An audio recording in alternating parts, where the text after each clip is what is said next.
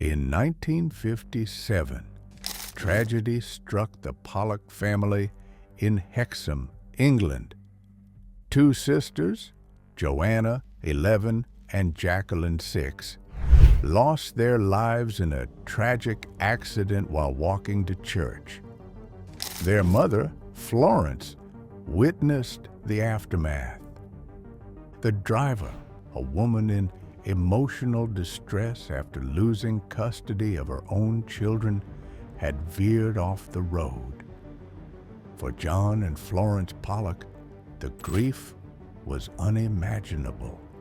But what happened next would ignite one of the most baffling and controversial cases of alleged reincarnation in modern history. Today at Mindvale, we'll dive into one of the most unnerving cases of alleged reincarnation ever recorded, where grief, memory, and mystery intertwine in ways that challenge everything we know about life and death. 1 year later, Florence gave birth to twin girls, Jillian and Jennifer. From the beginning, John noticed something strange. Jennifer had a birthmark on her waist identical to one Jacqueline had, and another on her forehead, exactly where Jacqueline once had a scar. But it wasn't just physical. As the girls grew, they began asking for toys by name, specific dolls and teddy bears that had belonged to their late sisters. When shown these toys, they claimed them, but they had never seen them before. As the girls grew older, their memories became eerily specific. They recognized places they'd never been, pointing out schools, playgrounds, and houses their sisters had once known. On a walk through Hexham, the twins passed a school and casually said, "That's where we used to go." They had never been there before. Another time, they described how Joanna had once pushed Jacqueline in a pram down a hill, an incident known only to the immediate family. Even more unsettling were the fears.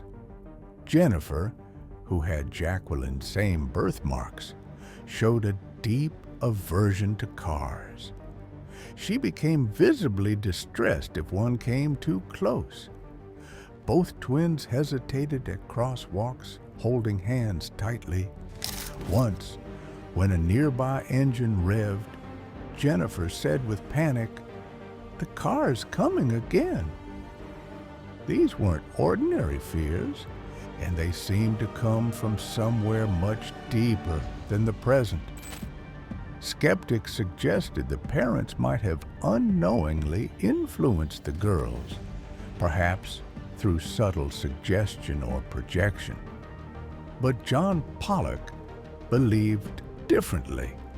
He claimed to have prayed for the return of his lost daughters and was convinced his prayers had been answered.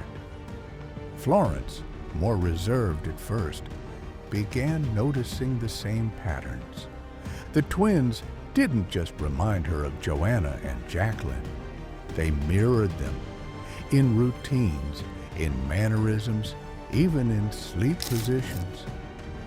As the twins reached 5 years old, the memories started to fade. The names, the places, the claims, they all stopped. Life moved forward, but years later, during a visit to Hexham, they passed a familiar playground. Jennifer turned to Jillian and said, "I remember playing here with you, but you were small and I was older." A moment frozen in time, a line that shouldn't have made sense, unless memory sometimes doesn't belong to just one life. Scientists and psychologists studied the case for decades. Some labeled it cryptomnesia, accidental memory absorption, Others pointed to subconscious family influence. But neither explanation accounted for the details the girls recalled so young. Their story was documented by Dr. Ian Stevenson, a psychiatrist who studied thousands of childhood memory cases tied to past lives. And the Pollock twins? They remain among his most mystifying.